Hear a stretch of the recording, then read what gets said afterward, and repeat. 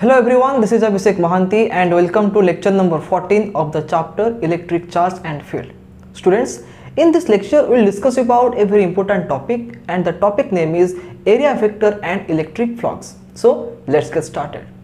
Students, in geometry we have calculated the area of different types of geometrical figures like a circle, a triangle, a rectangle, a square, a cylinder, a sphere, a cube, etc. etc. And we know that area is a scalar quantity because for example consider we have a cube of side A.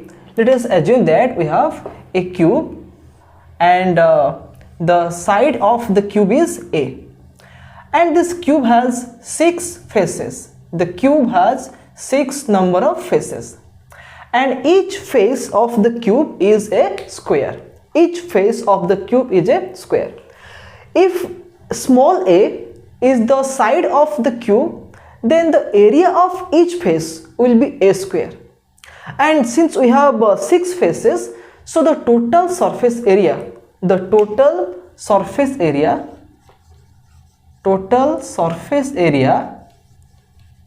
the cube will be 6a square. Is that clear? The total surface area of the cube is 6a square. Here we have added all the areas using the normal algebraic formula or normal algebraic addition. We have 6 faces and each face has area a square, so a square plus a square plus a square, 6 times we have added it and the result is 6a square. So here we have seen that all the areas have been added using the normal algebraic addition method, but we know that vectors cannot be added using the normal algebraic method. We have to use the laws of vector addition to add vectors. So from this discussion we came to know that area is not a vector quantity, and when we are writing the area of a surface we write the number and the proper unit like meter square or centimeter square or millimeter square. We don't write any kind of direction attached to the area. It means area is a scalar quantity, and remember that area is definitely a scalar quantity. But why are we talking about area vector? What is the need of area vector? What is the meaning of area vector? In what cases we use area vector? So in this lecture we will discuss about that. So students, keep in your mind that area is always a scalar quantity because it does not obey any kind of vector algebra. But in physics, in some cases we need to know what is the orientation of a surface, what is the orientation of an area. In that case we have to use the concept of area vector. Let us discuss about one example. Suppose we have a uniform electric field in a region. This is a region where we have uniform electric field, and inside this uniform electric field I will place a circular plate. I will place a circular plate inside this uniform electric field. So if I change the orientation, of the circular plate inside this electric field, then you will see that different numbers of electric field lines are passing through the circular plate. For example, I have placed the circular plate like this. This is the circular plate. This circular plate is placed inside the electric field in this orientation. Means the electric field lines are passing perpendicularly through the surface of the circular plate. But if I slightly change its orientation like this, if I change the orientation of the circular plate, now you can see that less number of electric field lines are passing through it. And now if the circular plate is placed like this, you can see that no electric field line is passing through this circular plate. So we have a fixed circular plate having a fixed area, but when I am changing its orientation inside this uniform electric field, I am getting that different number of electric field lines are passing through this circular plate. So in physics, while calculating some physical quantities like electric flux or magnetic flux, we need to know what is the orientation of that surface, whether it is perpendicular to the electric field line, or it is parallel to the electric field line, or it makes some other angle to the electric field line. So in those cases, we construct a vector whose magnitude is equal to the area of that given surface, and that vector also has some direction. Remember that area is always a scalar quantity, but in physics, while calculating few physical quantities like electric flux, magnetic flux, etc., we need to know what is the orientation of that surface inside the electric field or inside the magnetic field. And in those cases, we construct a vector. We construct a vector whose magnitude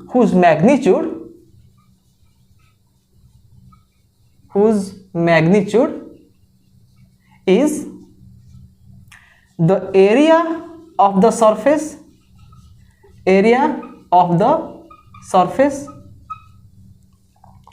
and direction along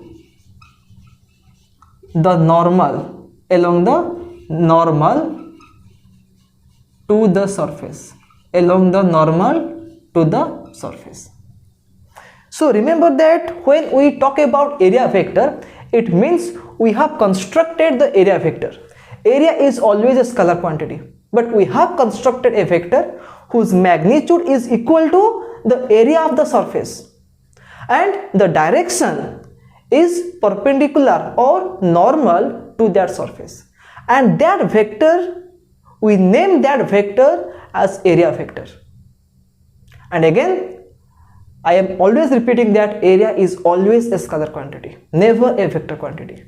But in cases of some calculation part, we have to construct a vector whose magnitude is equal to the area of that surface, and the direction is along the normal to that surface, and that vector is known as area vector. Is that clear? Suppose we have a circular plate like this. This is the circular plate. If you know what is the radius of this circle, then very easily you can calculate the area, that is pi into r square. Area is how much? A equal to pi into r square. And when we talk about the area vector, we have to assign a direction to it. And remember that the direction of area vector is given by the outward drawn normal. The direction is given by the outward drawn normal to the surface. Outward drawn normal means this is the normal, this is the normal. You can give the arrow mark inward or outward, but remember that the direction of area vector is always given by the outward drawn normal, and we write it as n cap. N cap means it is a unit vector which is directed along the outward drawn normal. So if suppose assume that the area of this circular plate is 10 centimeter square, suppose the area is 10 centimeter square, then area vector, A vector, can be written as 10 cm square into n cap. 10 cm square into n cap. This is the magnitude of the area, and this is the unit vector along the outward drawn normal to the area. Is that clear? So remember that area is always a scalar quantity, but in physics, while doing some calculation of some physical quantities, we need to know the orientation of the surface inside like electric field or magnetic field. and in that case we have to construct a vector whose magnitude is equal to the area of that surface, and the direction is given by the outward drawn normal. Is that clear? Now for example, look at this board. This board is a rectangle and the surface is a flat surface. Is that clear? The surface is a flat surface, and this board has some length and the board has some breadth. Suppose the length is how much? 100 centimeter, or right, 150 centimeter, and suppose the breadth is 60 or 90 centimeter.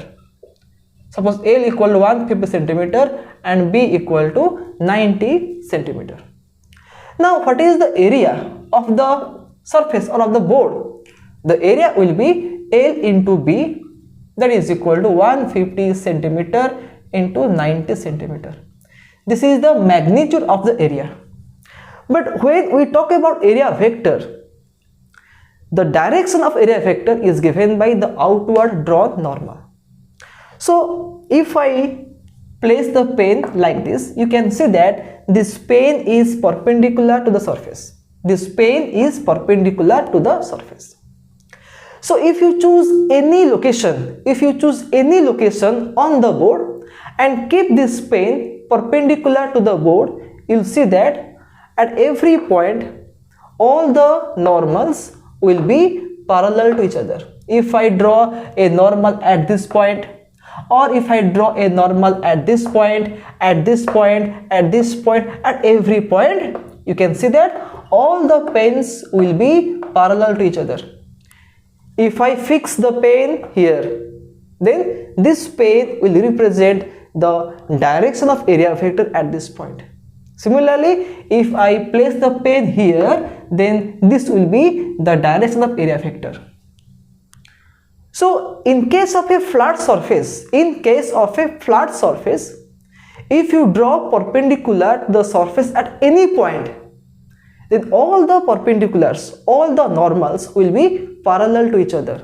Look at this circular plate. The surface is a flat surface. You draw a perpendicular here, you draw a perpendicular here or here at any point as per your wish. As per your wish, draw perpendicular at any point on the circular plate. You'll see that all the perpendiculars or all the normals are parallel to each other. It means a flat surface has a fixed or a specific direction of area vector. But what about a curved surface? Like consider a cube, consider a sphere, a cylinder, a cone. In that case, how to find the area vector? Cube is not a curved surface, but again a cube has different area vectors for different surfaces. Look at this cube. It has 6 faces. This is the first face, this is the right face, the left face, the top face, the bottom face, the front face and the back face. If you consider this face, the right face, the area vector will be given by this outward drawn normal. Similarly, look at the left surface, the area vector will be given by this outward drawn normal. Look at the top surface, this is the area vector. Look at the bottom surface, this is the area vector. For the front surface, the area vector will be this much, this one, and for the back surface, the area vector will be drawn inward. Is that clear? So if we have a cube, then the 6 faces have different directions of area vector. Now we'll talk about how to find the area vector in case of a curved surface or in case of any random shaped body. For example, I have this random shaped body. This is the potato, and you can see that this potato has a random shape and it is a curved shape object. So in this case, in this kind of body, how to draw the area vector, how to draw the normal? We have discussed that if we have a flat surface, then if you draw normal at any point, all the normals will be parallel to each other. But let us see whether all the normals in this case are parallel or not. Suppose I will choose Suppose I'll choose a small surface here. Suppose I'll choose a small surface here. Then I have to draw a normal to it. So I have this stick with me. Now I'll draw a normal. Now you can see that this stick is perpendicular to this surface. Now if I choose a small surface here, now if I draw the normal, then the normal will be like this. This is the normal. Is that clear? Similarly, if you choose another element, another small surface here, then if you draw the perpendicular or normal, it will be in this direction. And you can see that in case of a random shaped body or in case of a curved shaped body, the normals at different points are not parallel to each other. The normals have different directions. But in case of a flat surface, all the normals at all the points have the same direction. They are parallel to each other. But in case of a curved object, in case of a random shaped body, the normals are at different points have different directions. Is that clear? So remember that area vector always directed, area vector of a surface is always directed along the outward drawn normal. If I have a random shaped object like this, then if I choose a small surface here, this small surface will look like a flat surface. Consider Earth. Earth is spherical in shape, but inside the room, if you look at the floor looks like a flat one, because Earth is a big sphere and we are residing on a small part of Earth. That's why it looks like a flat surface. Similarly, if you have a random shaped body, if you have a curved surface body, then if you choose a small surface on that body, it will look like a flat surface. And if you draw a perpendicular to that surface, then this will be the area vector of this surface. Similarly, choose a small surface here, then draw this perpendicular. Choose another surface here, draw this perpendicular. Choose another surface here, draw this perpendicular. Surface here, choose this perpendicular. You can see that in case of a curved body, the normals are not parallel. The normals are not parallel to each other. Is that clear? So remember that if ds1 is the area of this surface, then ds1 vector can be written as ds1 into n cap or n1 cap. This is n1 cap. Similarly, if the area of this element is ds2, then ds2 vector will be ds2 dot n2 cap, where ds2 is the magnitude of area of this small surface. Is that clear? So magnitude multiplied by the unit vector along the normal to the surface represents the area vector. Is that clear? So remember that area vector is constructed by us for calculation of some physical quantities like electric flux and magnetic flux. And in this chapter we will talk about electric flux only, and in chapter 5 we will talk about magnetic flux. Okay, chapter 5 and chapter 6 we will talk about magnetic flux. So now the next topic is what is electric flux. So electric flux is calculated through a surface. Remember that electric flux is calculated through a surface. What is the definition of electric flux? Electric flux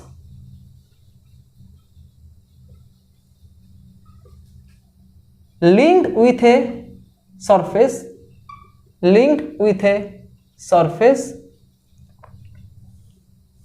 may be defined as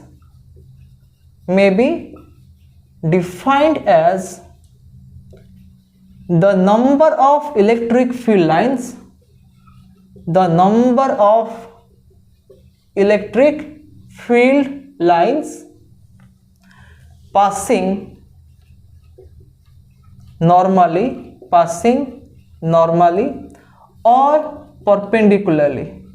passing normally or perpendicularly through that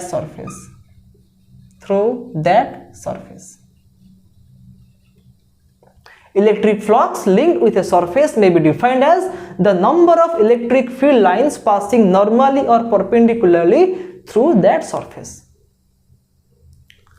And it is denoted by, electric flux is denoted by the symbol phi E. Phi E is the symbol of electric flux. It is defined as the number of electric field lines passing normally or passing perpendicularly through that surface.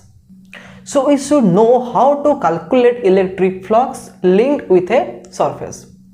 Suppose I will give an example. Suppose a surface is placed like this and the electric field lines are passing normally through the surface. Suppose we have electric field lines which are passing perpendicularly through this surface. If E is the strength of electric field and A is the area of this surface, then the electric flux in this case is given by the product of electric field and area, E into A, where A is the area of the surface. And here you can say that the electric field lines are passing perpendicularly to the surface of the area. Now look at the second example. Suppose the surface is held like this and this is the electric field lines. These are the electric field lines. In this case, the electric field lines are not passing perpendicularly through this surface. Now the question is how to calculate electric flux in this situation. And if you look at the first diagram here, if I draw area vector or if I draw normal to the surface, the normal will be along this direction. The normal will be parallel to the electric field. Electric field is perpendicular to the surface and the normal is again perpendicular to the surface. So electric field and the normal means the area vector are parallel to each other. The angle between them is 0 degree. But look at the second case. This is the surface and the area vector or the normal to this surface will be along this direction, n cap, and this angle is theta. This angle is theta. The angle between electric field and the normal to the surface is theta. So how to calculate electric flux in this case? According to definition, you have to look at the number of electric field lines passing perpendicularly or passing normally through their surface. But in this diagram, electric field lines are not perpendicular to the surface. So we have to find what is the component of electric field which is perpendicular to the surface. Find the component of electric field which is perpendicular to the surface. If this is E vector, this is n cap, the angle is theta, then the component of electric field along the normal will be E cos theta. The component of electric field along the normal will be E cos theta. It means the component E cos theta is perpendicular to the surface. The component E cos theta is perpendicular to the surface. And In this case, the electric flux will be how much? The component of electric field perpendicular to the surface into area of the surface. In this case, the electric field lines was passing perpendicularly to the surface.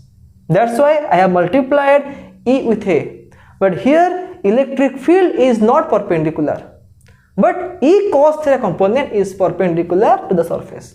So phi E will be E cos theta into A. So in general case, the general formula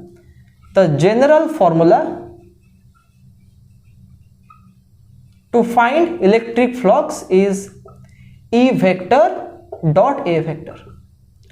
E cos theta into A is equal to E A cos theta is equal to E vector dot A vector. We know that we can construct area vector. So E vector dot A vector will be E A cos theta, where theta is the angle between electric field vector and area vector. So the angle between electric field vector and area vector means the angle between electric field vector and the normal to that surface. Is that clear? So remember that the general formula to find the electric flux is phi E is equal to E dot A, the scalar product or the dot product of electric field and area vector. And since electric flux is the dot product of these two vectors, this is a scalar quantity. Electric flux is a scalar quantity.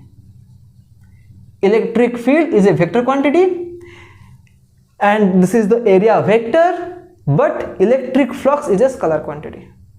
And what is the unit? What is the SI unit of electric flux?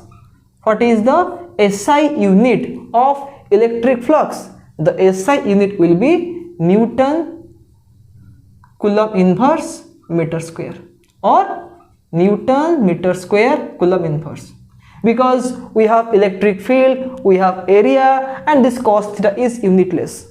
So just consider unit of electric field and unit of area.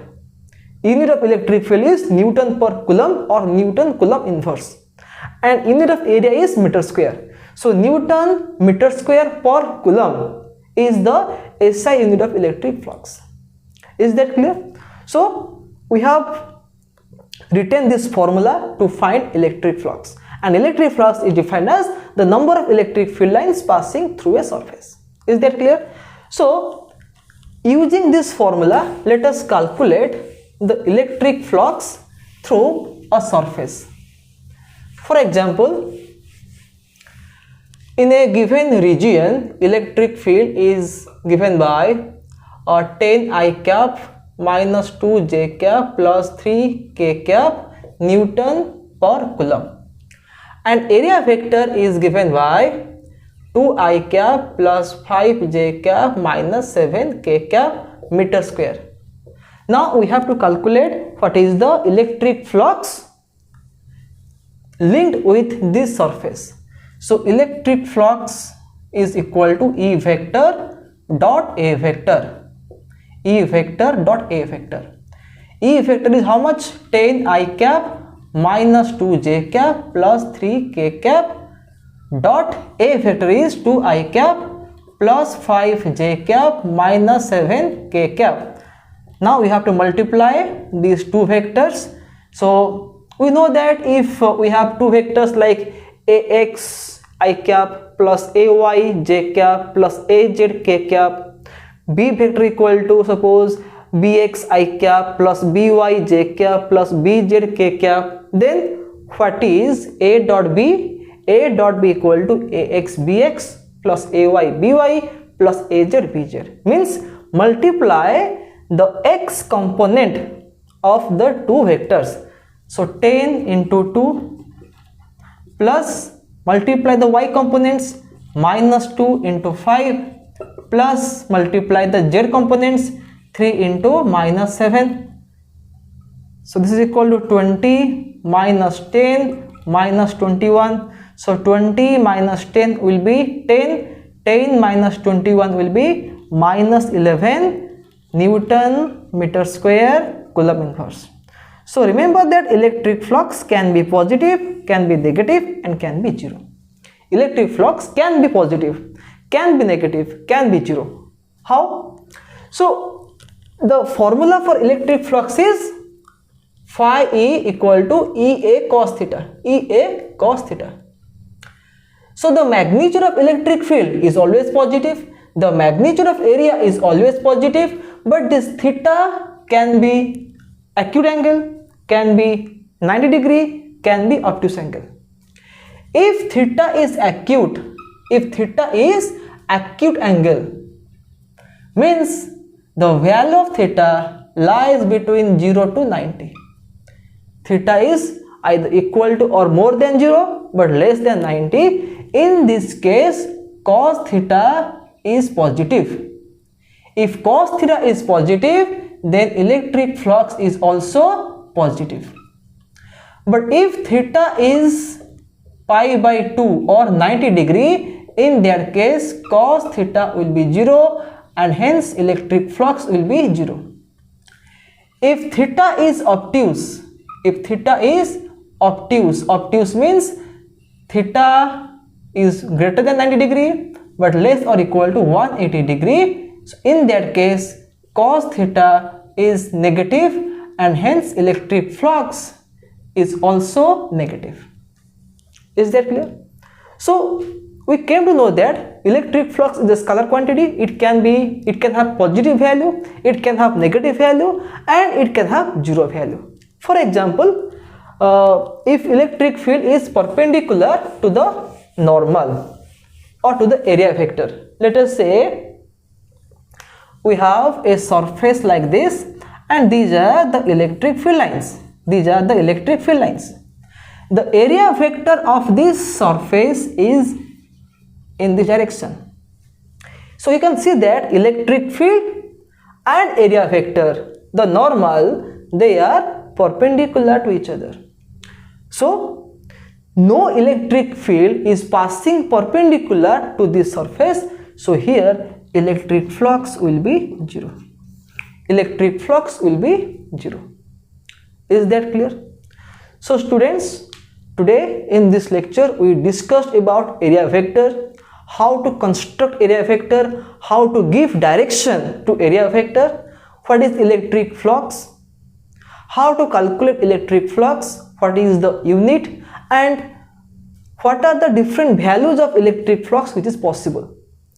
So hopefully you have understood or you have gathered some idea about electric flux and area vector.